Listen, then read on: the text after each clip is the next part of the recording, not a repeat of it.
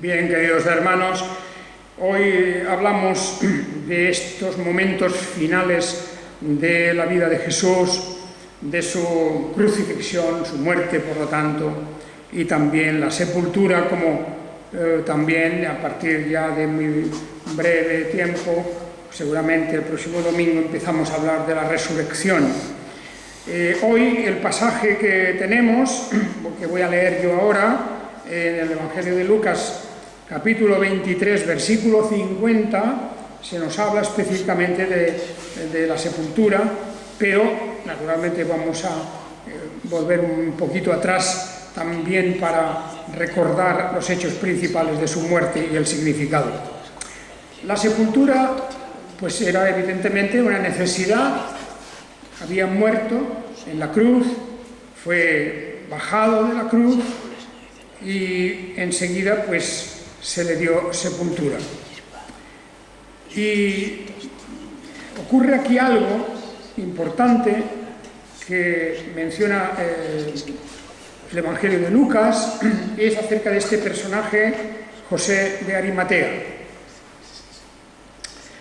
Dice, he aquí un hombre, esto es Lucas 23, 50, he aquí un hombre llamado José de Arimatea, ciudad de los judíos, varón bueno y justo, el cual esperaba el reino de Dios y que era del concilio, o sea que era del Sanedrín, del máximo concilio de gobierno religioso de los judíos. Aunque no había consentido con el consejo ni las acciones de ellos, se acercó a Pilato y pidió el cuerpo de Jesús. Y después de bajarlo, lo envolvió en una sábana y lo colocó en un sepulcro excavado en la roca donde no había sido puesto nadie todavía. Era día de la preparación y se acercaba el sábado. Y las mujeres que habían ido con él desde Galilea, siguiendo de cerca, observaron el sepulcro y cómo había sido puesto su cuerpo. Y después de regresar, prepararon aromas y mirras y reposaron fielmente el sábado conforme al mandamiento. Bien, tenemos aquí este momento solemne, un momento muy especial porque ya Jesús, el Hijo del Hombre, y eso hay que subrayarlo siempre. ¿Quién muere aquí? ¿Quién muere? Muere el Mesías, el Verbo que se hizo carne, el Verbo que desde el principio existió, el Verbo que estaba con Dios y era Dios, y que se hizo carne.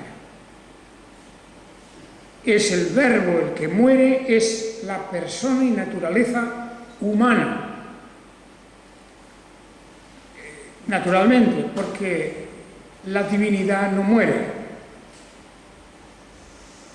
Cuando se habla del Hijo de Dios, siempre repito esto, es muy importante, estamos hablando de la naturaleza divina en el Señor Jesús. Pero lo que muere es su naturaleza humana, su cuerpo y todo lo que se refiere a la persona humana que tiene este fin dramático como es la muerte suya en la cruz. Es necesario esta muerte porque en esa muerte se viene a resolver la cuestión de cómo se puede aplacar la ira de Dios, la justa ira de Dios, no contra una persona en particular, sino contra la humanidad, contra los descendientes de Adán. ¿De qué manera el favor de Dios se puede restaurar? No hablamos aquí de otra cuestión más que de esto, porque no entramos en el tema de a cuántos se va a conceder este privilegio, en qué época o periodo de su vida, si es algo del Antiguo Testamento o del Nuevo Testamento, mejor dicho, Antiguo Pacto o Nuevo Pacto. No hablamos de esto, hablamos del hecho más importante de todos los que hay en el ámbito religioso y espiritual: cómo se aplaca la ira de Dios contra el pecador. Pecador, nombre que no es una banalidad, no es algo para, como vemos tantas veces en el mundo, que hace sonreír a la gente, como si fuéramos ingenuos que todavía creemos en eso del pecado, sino que guiándonos por las Escrituras y conociendo la realidad del pecado como ofensa a Dios, a su fidelidad y a su autoridad, el acto de desobediencia a sus mandamientos, pues cómo eso se puede retroceder para llegar a una verdadera amistad con Dios, para llegar a ese momento en que haya una reconciliación.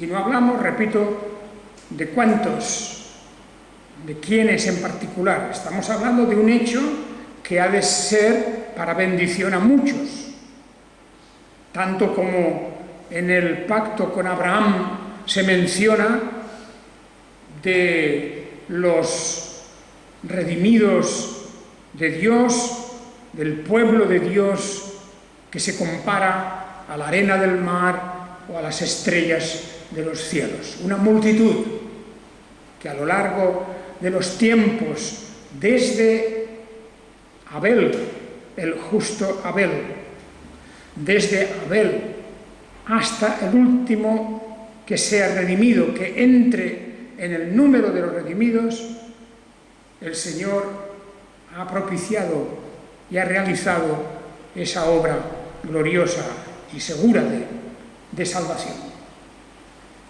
De manera que esto es lo que esa muerte viene a significar, y esa muerte, hemos dicho ya varias veces, ocurre de un modo muy particular, porque es una muerte como una ejecución de alguien que ha sido denunciado, de romper la ley de Dios, de destruir el honor de Dios. Cosa insólita, ¿verdad? Porque Jesús mismo habló claramente en una ocasión diciendo: yo he hablado en vuestras plazas, en vuestras calles, y nadie me ha redarguido de nada. Nadie me ha podido acusar de nada. Y ahora venís aquí con esas acusaciones.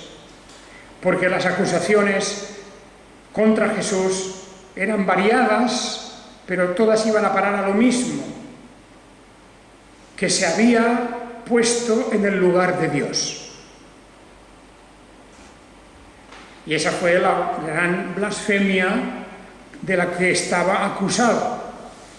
Unas veces porque había dicho que iba a destruir el templo, otras veces porque se había arrogado el derecho del juicio, otras veces porque parecía como si se había autonombrado rey de los judíos, o así se había interpretado. Tantas cosas que se acumularon al final, incluso con testigos falsos, porque la muerte tenía que ser una ejecución. Eso hemos repetido varias veces, pero que es muy importante que no... Fijaos que varias veces también los judíos intentaron acabar con él. Amenazaron con apedrearlo en una ocasión. Amenazaron con echarlo por un barranco en otra ocasión. y había todo una especie de complot contra él para acabar de una manera u otra, pero no se podía hacer nada hasta que llegara su hora, su día. Y eso Jesús lo sabía perfectamente, y dónde tenía que ocurrir y cuándo tenía que ocurrir. Y por eso, en esa celebración, en aquella celebración de la Pascua, él estaba en Jerusalén, porque su muerte tenía que ocurrir en la ciudad donde el nombre de Dios era honrado y glorificado, en la ciudad del templo, y tenía que ocurrir en el día de la Pascua, o en las celebraciones de la Pascua. Y efectivamente eso es así, porque la Pascua era la celebración de la redención, de la salvación de un pueblo que estaba en esclavitud, en tierras lejanas. Y Dios, con su poder, el Padre, con su poder, con su majestad, libró a toda una nación y la sacó de la esclavitud y la puso en una nueva tierra, donde iban a construir su santuario y donde iban a invocar su nombre. Y ese acto de la redención de Egipto, el sacarlos, el redimirlos, el liberarlos de Egipto, eso dio lugar a una festividad. Se conmemoraba con la fiesta de la Pascua. ¿Os acordáis del significado de la Pascua? La palabra Passover en inglés, la palabra Pesach en hebreo, es pasar por alto, pasar por encima, porque la ira de Dios, el castigo de Dios sobre Egipto no afectó a aquellas familias de israelitas que estaban allí prisioneras y maltratadas, esclavizadas en Egipto. Pasó por alto, pasó por encima de ellos, por la sangre de un cordero que había sido sacrificado y que había sido la última cena que celebraban ellos allí. Toda esa historia hay que tenerla siempre en cuenta, porque ahora viene muchos siglos más tarde, viene la realización del significado de aquella Pascua. Así que Jesús muere en esta Pascua para corroborar y confirmar que la salvación de Dios, como se realizó en Egipto, se iba a hacer mediante la muerte de un cordero. Los discípulos y Jesús se habían reunido y habían cenado juntos la cena de la Pascua y habían matado un cordero, o alguien de allí, de la casa donde estaban, había matado y preparado un cordero. Los mismos discípulos habían intervenido en esto. Y así celebraron la Pascua. Y naturalmente en aquel momento Jesús, él habló. Al final de esa cena, habló tomando el pan y el vino, habló de su cuerpo y su sangre que se derramaban para la redención. Bueno, pues eso se realizó en la cruz. Ahí tenemos el gran sacrificio, la muerte de Jesús en toda su crueldad, en toda su injusticia, en todo su sufrimiento, en la inocencia de la víctima que estaba muriendo sin causa. Aquellos malhechores que estaban al lado de Jesús lo confirman, uno de ellos lo confirma. Nosotros en verdad justamente padecemos porque recibimos como cosas dignas de las que hicimos, pero este nada malo hizo. Pues allí se conocían todos y todos sabían de qué se trataba. Y en Jesús, cuya fama y cuyo nombre era bien conocido en toda Judea y en toda Galilea, en Jesús nadie podía pensar que estaba allí por algún delito, por haber cometido fechorías o algún homicidio o alguna otra clase o una subversión, una sedición contra las autoridades. Nada de todo eso, era inocente. Esa es la muerte. Os quiero recordar de la Confesión de Fe de Westminster el hecho de la doctrina de este sacrificio.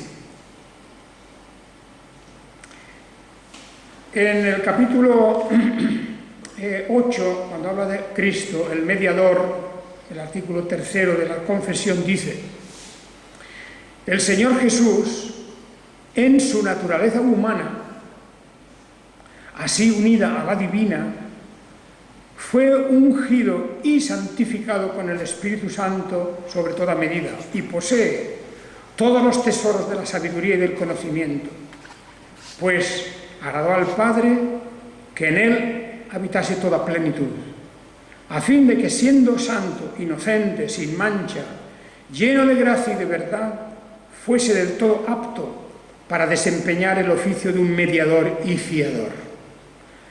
Cristo no tomó por sí mismo este oficio, sino que fue llamado para ello por su Padre, quien puso en sus manos todo juicio y poder y le ordenó que lo cumpliera.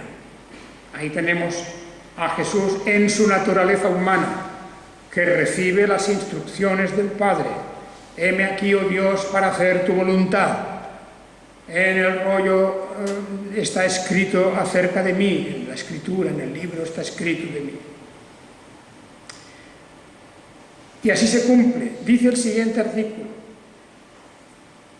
el Señor Jesús asumió de buena voluntad este oficio y para desempeñarlo se sujetó a la ley y la cumplió perfectamente. Padeció los más crueles tormentos en su alma y los más dolorosos sufrimientos en su cuerpo. Fue crucificado y murió. Fue sepultado y permaneció bajo el poder de la muerte, aunque sin experimentar la corrupción. Al tercer día se levantó de entre los muertos con el mismo cuerpo que tenía cuando sufrió, con el cual también ascendió al cielo, quedando allí sentado a la diestra del Padre, intercediendo, y cuando sea el fin del mundo volverá para juzgar a los hombres y a los ángeles. El mismo cuerpo que tenía cuando sufrió, naturalmente transformado, pero era su cuerpo real y verdadero. Quien nació y quien resucitó era la misma persona. Un cuerpo que tenía en la resurrección otras condiciones y características. Sigue. El Señor Jesús, por su perfecta obediencia y el sacrificio de sí mismo que ofreció a Dios una sola vez, por el Espíritu Eterno, ha satisfecho plenamente la justicia del Padre y compró para aquellos que el Padre le había dado no solo la reconciliación, sino también una herencia eterna en el reino de los cielos. Y ahí tenemos, pues, la esencia de lo que está ocurriendo aquí. Es una obra de reconciliación, es una obra de expiación. Esa obra que, como dice aquí, ha satisfecho plenamente la justicia del Padre, ha pagado. Satisfacer aquí significa ha pagado la pena impuesta por la justicia del Padre contra el pecado. Y aquel que era sin pecado asumió sobre sí mismo la culpabilidad.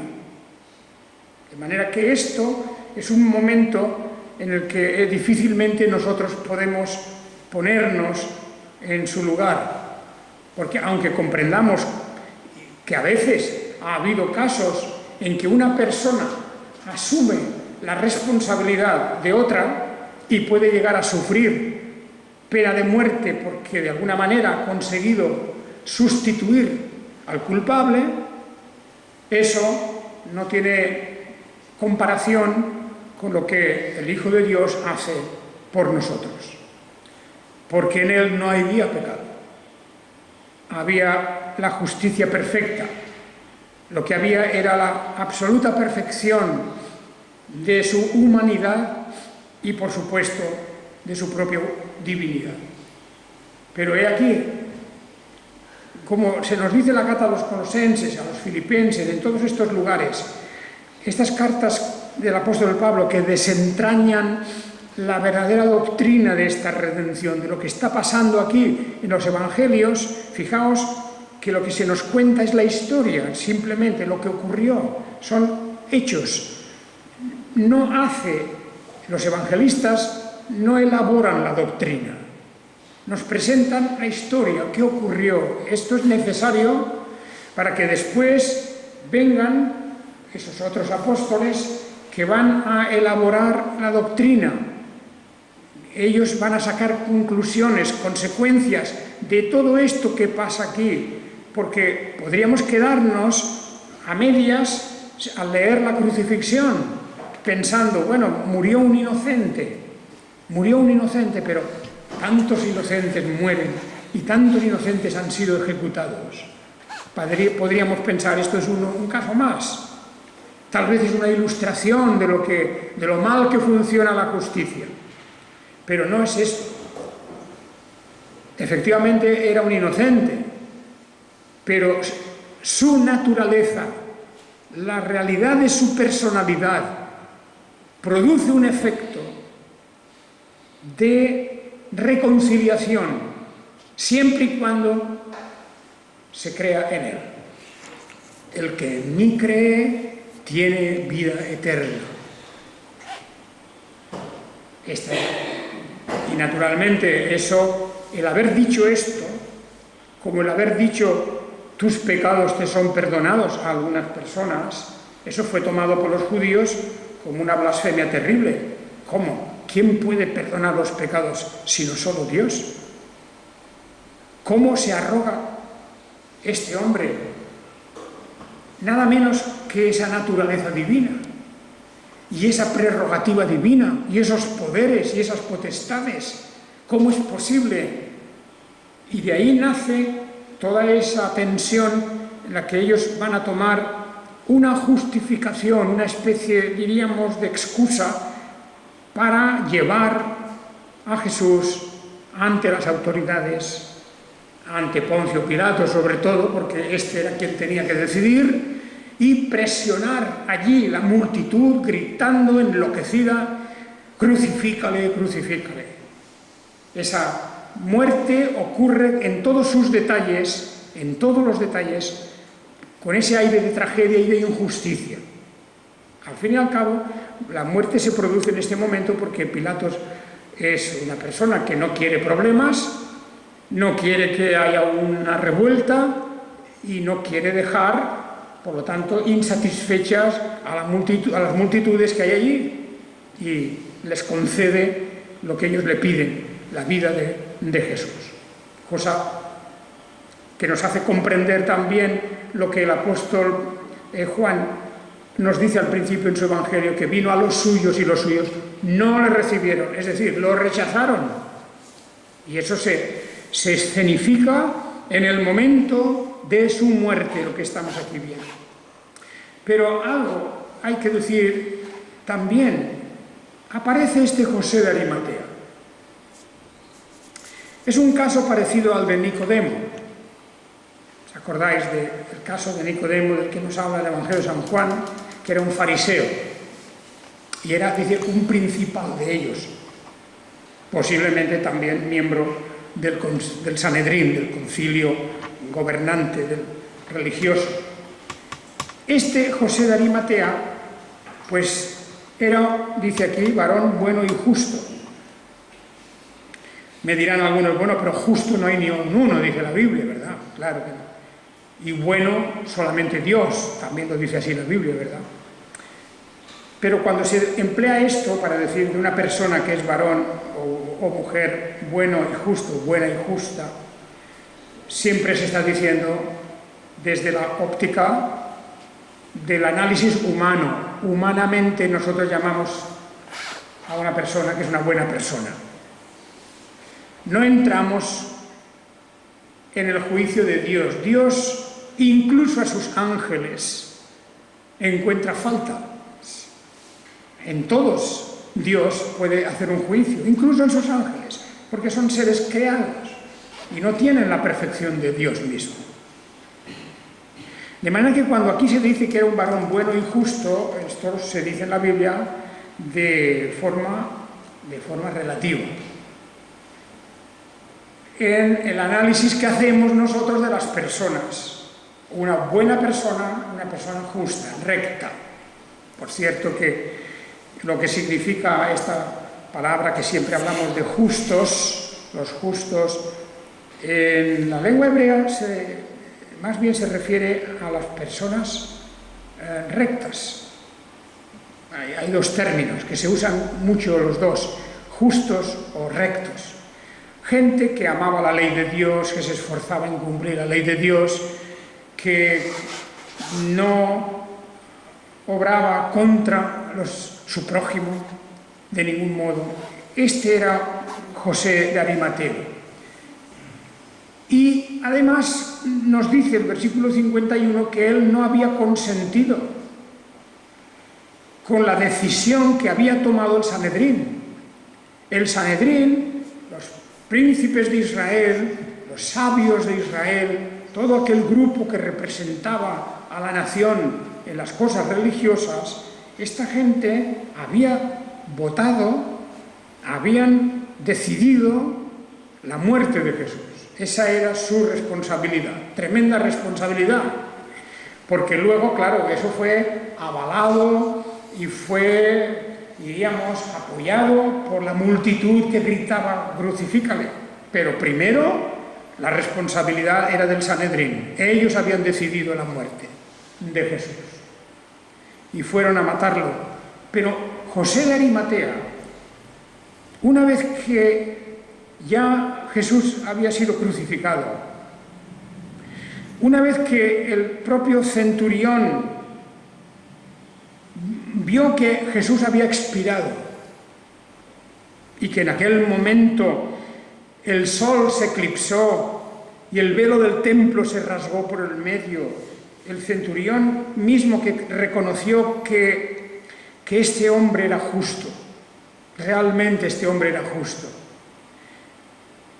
Al oír las palabras, Padre, en tus manos encomiendo mi espíritu, y expiró, pues el propio José de Arimatea, viendo cuál había sido el final de todo eso, fue movido, tuvo ese sentimiento de cuidarse de la sepultura de Jesús.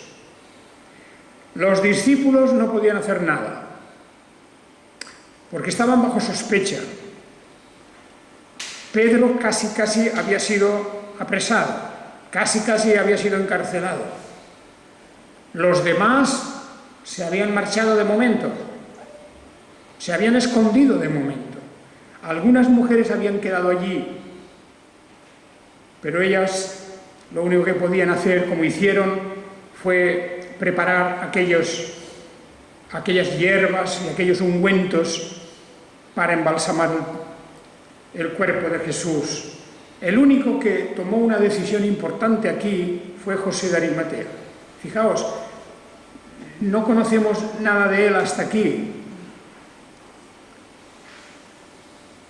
pero verdaderamente es un momento en el que nos damos cuenta de cómo habían personas que estaban al margen, pero que pensaban en Jesús de otra manera, como el caso de Nicodemo.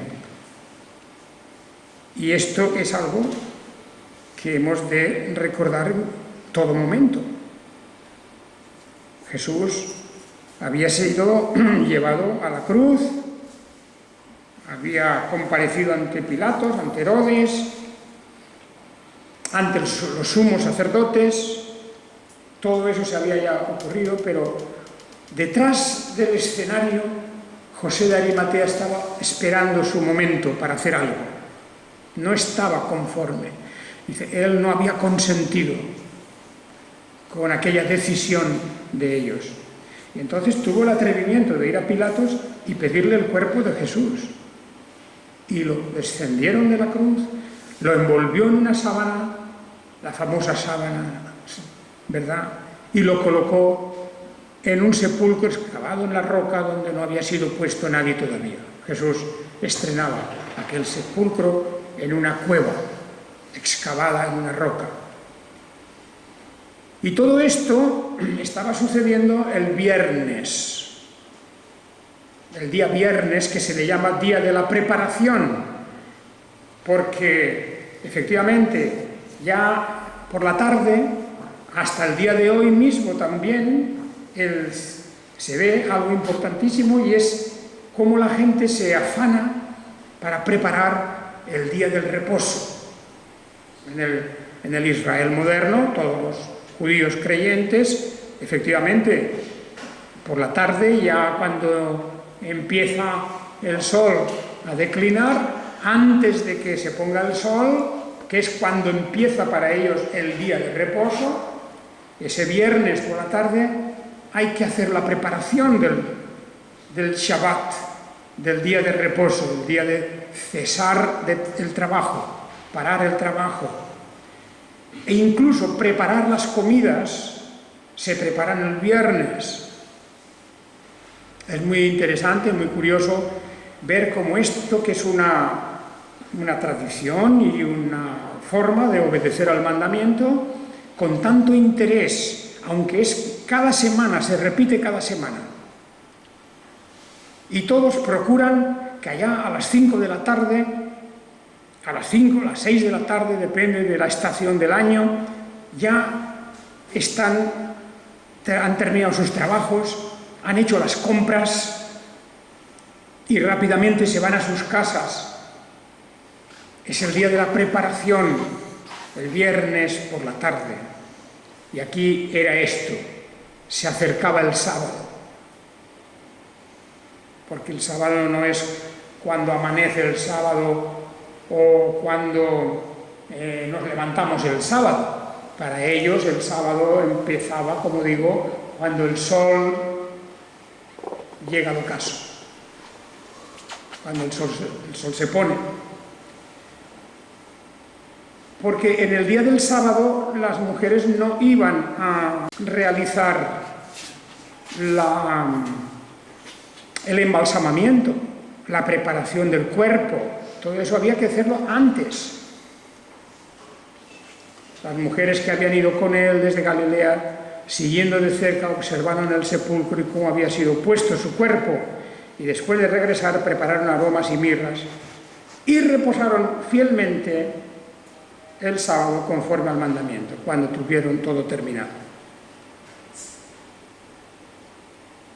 Bueno, ahí tenemos que, de todas maneras, el primer día de la semana, que es el albor del primer día de la semana. Por lo tanto, esperaron al domingo. El sábado era día que no se hacía nada. No podían ir a embalsamarlo, no podían transportar cargas pesadas ni nada, y por eso esperaron al primer día de la semana, cuando volvieron para cumplir el rito, digamos, de embalsamar al Señor Jesús. Allí fue cuando, como veremos, se llevaron la gran sorpresa de ver el sepulcro vacío. El embalsamamiento, que era para frenar la corrupción del cuerpo, incluso en aquellas 36 horas, pues no se llevó a efecto, porque el cuerpo de Jesús no se corrompió, no hubo corrupción, y ya había resucitado. De manera que Jesús estuvo una parte del viernes, murió el viernes por la tarde, fue bajado de la cruz, fue llevado al sepulcro. Las mujeres estaban viendo todo, dónde estaba el sepulcro, pero como ya el sol se había puesto, había entrado el día del Shabbat, había entrado el día de reposo. No fueron a hacer nada, se marcharon a casa y descansaron todo el día de reposo.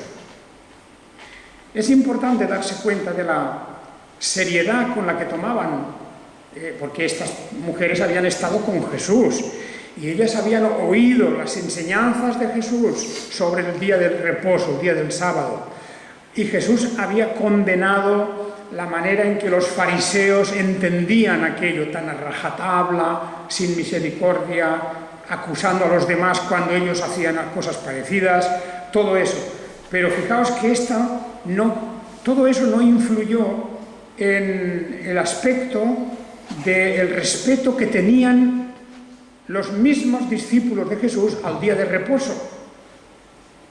De manera que no dijeron, nunca pensaron, bueno, esto del día de reposo ya se ha pasado, ya eso era cosa antigua. O esto del día de reposo no tiene tanta importancia. No, de ninguna manera. En el cristianismo primitivo y sobre todo, y otra vez en la Reforma protestante, en el siglo XVI y luego en el XVII, el día de reposo se volvió a tomar con una seriedad muy grande, de la que hemos de aprender algunas cosas, sin duda alguna. Así que eso es lo que ocurrió. Y Jesús iba a quedar sepultado en una cueva, y sobre la abertura de esa cueva, la entrada, se puso una roca y allí iba a quedar asegurado. Bien, tanto es así que ya sabemos por otros evangelios que las mismas mujeres, cuando fueron temprano, el domingo por la mañana, lo que llamamos el primer día de la semana por la mañana, las mujeres iban preocupadas porque no sabían quién les ayudaría a mover la piedra que tapaba la cueva de la sepultura. Iban preocupadas con esto. Y cuando llegaron allí se encontraron, como ya veremos, que la piedra del sepulcro alguien la había rodado. Y cuando entraron no hallaron el cuerpo del Señor Jesús. Y de esto hemos de hablar, de este gran tema de la resurrección, el próximo domingo. Pero terminamos ya, hermanos. Estamos viendo aquí los detalles de la muerte, de la sepultura y de la resurrección, todo ello junto. Por eso muchas veces hemos dicho, nunca nos detengamos en única y exclusivamente hablar de la muerte de Jesús, porque sí que es pieza clave, claro que sí, pero es una muerte-resurrección, muerte-resurrección, la muerte-resurrección de Jesús, pues no solamente ese hecho. Dice aquí, aunque la obra de la redención no quedó terminada por Cristo hasta después de su encarnación, la virtud, la eficacia y los beneficios de ella fueron comunicados a los elegidos en todas las épocas transcurridas desde el principio del mundo, en y por medio de las promesas, tipos y sacrificios en los cuales Cristo fue revelado y señalado como la simiente de la mujer que heriría la serpiente en la cabeza, y como el cordero inmolado desde el principio del mundo, siendo Él el mismo ayer, hoy y por siempre. Esta es la realidad. Y nosotros hoy podemos decir, este es el núcleo del Evangelio. Aunque va precedido de los años del nacimiento, de la infancia, del ministerio público, de sus enfrentamientos con los judíos, de sus discursos de explicación del verdadero sentido de la ley, como es el Sermón del Monte, aunque todo eso lo tenemos ahí, de todo eso, menos del nacimiento, claro está, se podría haber prescindido porque Jesús mismo dice que yo para esto he venido, refiriéndose a su muerte, he venido para esto. No busquemos en él solamente un profeta o solamente pues un maestro o solamente pues un ejemplo de cómo hay que vivir, porque todo eso lo hizo, pero él no vino para eso, vino para el momento de esta muerte, resurrección, muerte-resurrección, en la que se demuestra su verdadera naturaleza. No es una resurrección temporal como la de Lázaro, es la resurrección definitiva y su glorificación y su ascenso a los cielos. De manera que, hermanos, ahí tenemos la materia en la que hemos de insistir. Por eso la palabra de Dios nos dice que no hay salvación en ningún otro. Él es el Salvador, Dios es el Salvador. Él es el Redentor, Dios es el Redentor. Él es el juez, Dios es el juez. Ahí tenemos, en su obra descubrimos su verdadera naturaleza, el Hijo de Dios, el Hijo del Hombre. Que haga el Señor que esto, delante de lo que significa esta crucifixión, nos descubramos ante Él y como aquel discípulo Tomás nos arrodillemos ante Él y digamos: Señor mío y Dios mío. Que el Señor os bendiga. Amén.